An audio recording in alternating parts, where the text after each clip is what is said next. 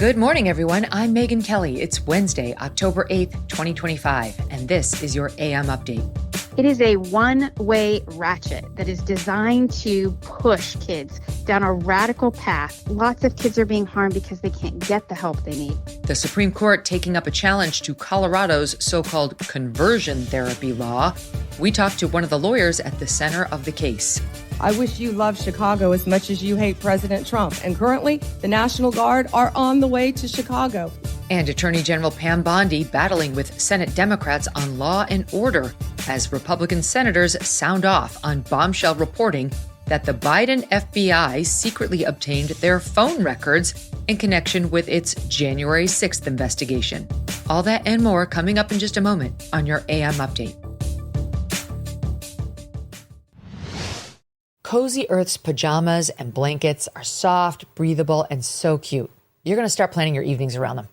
Let's talk about the bamboo stretch knit pajamas. The fabric is insanely soft. It's stretchy. It's lightweight. You can wear it way past bedtime. It could be your all-day cozy uniform, and it has been, in my case. Then there's the bubble cuddle blanket. This thing transforms your couch or your bed. Abby and I were fighting over ours. The plush textured faux fur is not just stunning, it is nap-inducing. Binge sessions, book reading, chilly nights, it elevates the whole thing. And here's the best part. Cozy Earth backs everything with a 100-night sleep trial, meaning if you don't like it after 100 nights, you can send it back for a full refund, and a 10-year warranty on blankets, lifetime guarantee on apparel. Go to CozyEarth.com, use the code Megyn at checkout for up to 40% off your new favorite pajama set and blanket. That's CozyEarth.com, code Megyn. And if you get a post-purchase survey, please be sure to let them know that you heard about Cozy Earth right here. Elevate your downtime with Cozy Earth. The Supreme Court yesterday hearing arguments testing the limits of a therapist's free speech in a challenge to Colorado's ban on so-called conversion therapy treatment. In 2019, Colorado enacting the minor conversion therapy law, prohibiting mental health professionals from engaging in, quote, conversion therapy with patients under the age of 18.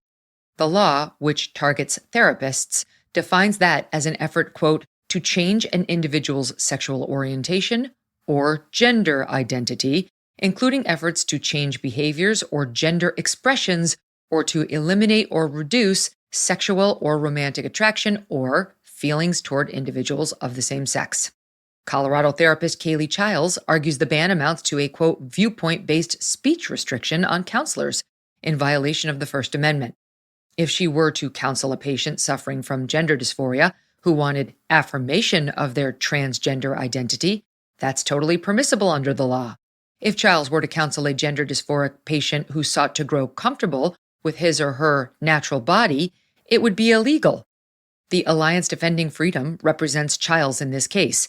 We spoke with President and CEO Kristen Waggoner, who says Colorado's definition of conversion therapy is far broader and more misleading than what the public has been led to believe. Colorado's description of conversion therapy is very misleading, and I think intentionally so. It actually, in the statute itself, defines conversion therapy as including any practice that you engage in that helps a client lessen their behaviors or change their behaviors, their affections, their attractions. And so it includes just simple conversations that we know the science says people benefit from. Kids need to be heard and be able to talk through things. And that is actually labeled as conversion therapy in this law. You can't lump things in that are different. And again, Kaylee's counseling is simply listening and talking, as are, a number of therapists that are out there trying to help these kids navigate this issue. Colorado has no problem with therapists who affirm a child's preferred gender identity, but bans counseling that encourages the acceptance of biological reality. Colorado is saying, look, if you have a client that comes to you, a minor in this case, who's voluntarily wanting to be listened to and to talk to, and they say, I'm uncomfortable with my body, can you help me align my identity with my biological sex? Colorado says it has the power to censor those conversations and say, you can't even talk about that unless you help them transition to the opposite sex. It's blatant viewpoint discrimination and violates the First Amendment.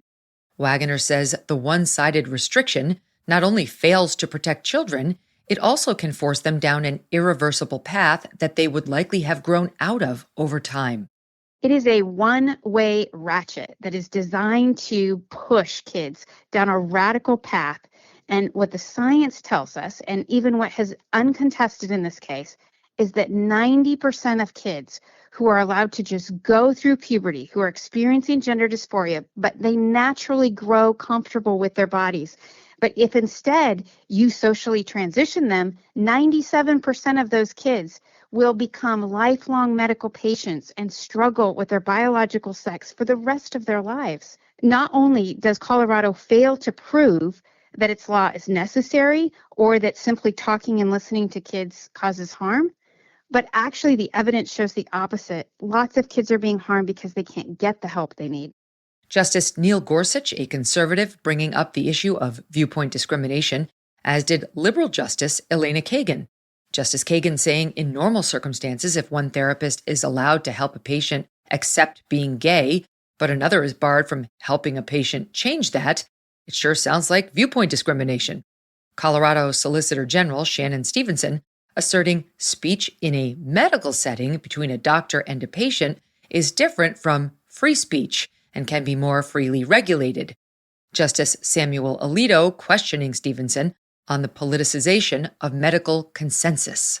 Had there been occasion, the medical consensus is usually very reasonable and it's very important, but have there been times when the medical consensus has been politicized, has been taken over by ideology? We have no facts about that in this case, but I wouldn't disagree that that's possible. And I think it's a really... Isn't it a fact that it's happened in the past? Was there a time when many medical professionals thought that certain people should not be permitted to procreate because they had low IQs? I don't know that, but I will accept the premise. Was there a time when there were many medical professionals who thought that every child born with Down syndrome should be immediately put in an institution? I don't know that, Your Honor. Thank you. As usual, Justice Alito gets it. The so-called medical consensus in America on treating gender-confused children is affirm their delusion, no questions asked. This despite systematic reviews, the gold standard, showing the benefits of this approach to be weak at best and more likely at risk of causing children serious harm. The UK, Sweden, Finland, Norway, and Denmark have all either banned or sharply curtailed the use of gender-affirming care for minors. The UK's well-respected Cass review, finding that children were being fast-tracked to medical interventions without sufficient psychological assessments of their mental health. You know, the kind where therapists get to ask questions about what's really behind the child's distress. Despite all that, the alleged medical consensus in America is still to affirm the delusion and provide drugs and surgeries on minors. Standing alone in its effort to push back on this is the American College of Pediatricians, which issued this warning last year. We are calling on these medical organizations of the United States, including the American Academy of Pediatrics, the Endocrine Society, the Pediatric Endocrine Society, the American Medical Association, the American Psychological Association, and the American Academy of Child and Adolescent Psychiatry to follow the science and their European colleagues and immediately stop the promotion of social affirmation, puberty blockers, cross-sex hormones, and surgeries for children and adolescents who experience distress over their biological sex. We are here defying the claims made by these medical organizations in the U.S. that those of us who are concerned are a minority and that their protocols are consensus. They are not consensus, and we are speaking in a loud, unified voice, enough. Attorney Kristen Waggoner, who was present for yesterday's arguments, believes the High Court's decision will come down in her client's favor. I'm very optimistic about how the court will rule in this case. I think that the court, it's likely going to be a vote that crosses, potential ideological sides, because the same standards of speech should be protected regardless of what side you're on a particular issue. And the government has no business peering into the counseling room and censoring conversations. We would be thrilled with a ruling that says this law impinges on free speech, that it's restricting counselors and especially those who are seeking voluntarily to have these conversations as a violation of the First Amendment. While declining to predict the final vote, Waggoner believes there will be significant agreement among the justices. Oftentimes, the court's most controversial decisions do come out in June, but oftentimes when there is significant agreement among the court, the decisions will come out sooner. And I think that's actually a possibility here. We'll have to wait and see. A decision is expected sometime next year, and it won't just affect Colorado. About 20 other states have similar laws on the books, meaning the decision could have nationwide implications. Coming up, Attorney General Pam Bondi goes toe-to-toe with Democrat senators on Capitol Hill as Republicans demand answers over a bombshell report that the Biden FBI secretly pulled their private phone records. I've been talking a lot about Riverbend Ranch lately because I love their steaks. Riverbend Ranch has taken Black Angus beef to a whole new level. For the last 35 years, Riverbend Ranch has been creating a very elite Angus herd by using ultrasound to select genetically superior cattle with a focus on flavor and tenderness. When you purchase from Riverbend Ranch, you're not only supporting the 64 cowboys and cowgirls and their families who work on the ranch, you're also supporting over 260 other U.S. ranches and the hundreds of American families who work on them. It's born in the USA, raised in the USA, and processed in the USA too. This beef is aged to perfection for 21 days and then shipped directly from the ranch to your home. This is not your average Black Angus beef. So order from riverbendranch.com, use the promo code Megyn to get $20 off your first order, and let me know what you think. riverbendranch.com, promo code Megyn. Attorney General Pam Bondi appearing before the Senate Judiciary Committee yesterday in a 4.5-hour hearing exposing the deep partisan divide over law and order in America. AG Bondi's opening statement highlighting the DOJ's recent successful state and federal partnerships targeting high-crime cities. Our federal surges in Washington, D.C. and Memphis are a perfect example of how the Department of Justice should operate. We created strong partnerships with local leadership, working hand in hand with both cities to send resources where they were needed most. The results speak for themselves. We have made more than 3,800 arrests here in Washington while seizing more than 365 illegal guns. In Memphis, we have already made more than 300 arrests and close to 80 illegal guns in just a week. We are replicating that tough on crime approach throughout this country. Under the leadership of Director Kash Patel, the FBI is doing outstanding investigative work to keep American people safe. The FBI just conducted a months-long operation called Summer Heat, which resulted in over 8,600 arrests from June to September. More than 6,500 arrests fell under the FBI's violent crime and gang program. In both cities, the National Guard invited to provide additional support to federal agencies, in D.C. by President Trump, and in Memphis by Republican Governor of Tennessee, Bill Lee. Recently in Portland and Chicago, President Trump deploying the National Guard, not by invitation from local authorities, but under his own federal powers to protect federal agents and property amid unrest. In Oregon and Illinois, Democrat leaders pushing back, filing lawsuits accusing the White House of overreach. The administration countering that it is stepping in where local law enforcement efforts have failed, exposing ICE agents and DHS facilities to great peril. AG Bondi challenging Illinois Senator Dick Durbin, a Democrat, on the recent order deploying hundreds of National Guard troops to Chicago. Were you consulted by the White House before they deployed National Guard troops to cities in the United States? I am not going to discuss any internal conversations with the White House. The word is, and I think it's been confirmed by the White House, they are going to transfer Texas National Guard units to the state of Illinois. What's the rationale for that? Yeah, Chairman, as you shut down the government, you voted to shut down the government, and you're sitting here, our law enforcement officers aren't being paid. They're out there working to protect you.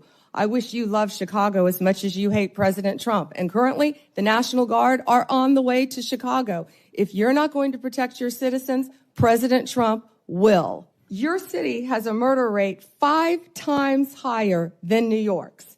571 homicides last year. We're there to help make America safe and Illinois safe, whether or not you want to. Former FBI Director James Comey, also a focus of Democrats throughout this hearing. Last month, Comey indicted by the DOJ on 2 counts, lying to Congress and obstruction relating to 2020 congressional testimony about authorizing leaks. Democrats reacting to the charges, accusing President Trump of carrying out unprecedented retribution against political enemies. Some have questioned, retribution for what exactly? What was it the feds did to Trump again that would have inspired his unprecedented move to indict his political enemies? Democrats questioning AG Bondi, probing whether the prosecution of James Comey came at the direction of the White House. Here, Senators Amy Klobuchar of Minnesota and Chris Coons of Delaware. I know you have said that you will not discuss discussions you've had with the president about Comey. Is that correct? That you won't testify here about that? Because I was going to ask you if you received advice, instruction, or request from anyone at the White House to direct the department to engage in any investigations, prosecutorial actions, including decisions not to investigate or prosecute anyone. I'm not going to discuss any conversations. The recent episode around the indictment of James Comey left me very concerned about the direction of the department. James Comey is a pending case right now. It's a pending indictment. He was indicted by one of the most liberal grand juries in the country, and it's a pending case, so I'm not going to discuss the facts of a pending case.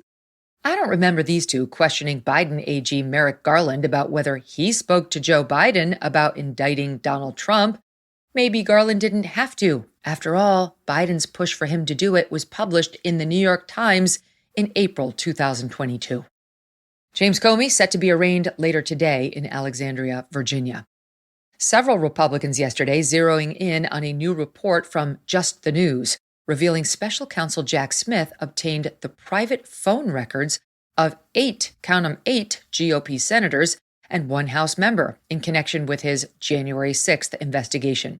Senators Lindsey Graham of South Carolina, Josh Hawley of Missouri, and Marsha Blackburn of Tennessee, all targeted, questioning AG Bondi. Can you tell me why my phone records, when I'm the chairman of the Judiciary Committee, were sought by the Jack Smith agents? Why did they ask to know who I called and what I was doing from January 4th to the 7th? Can you tell me that? No, Senator, and there were 8 senators in total. Let's look at it. We've got a list. Tap my phone, tapped Lindsey Graham's phone, tapped Marsha Blackburn's phone, tapped 5 other phones of United States senators. Gee, it sure looks like targeting political opponents to me. We don't know what all they got.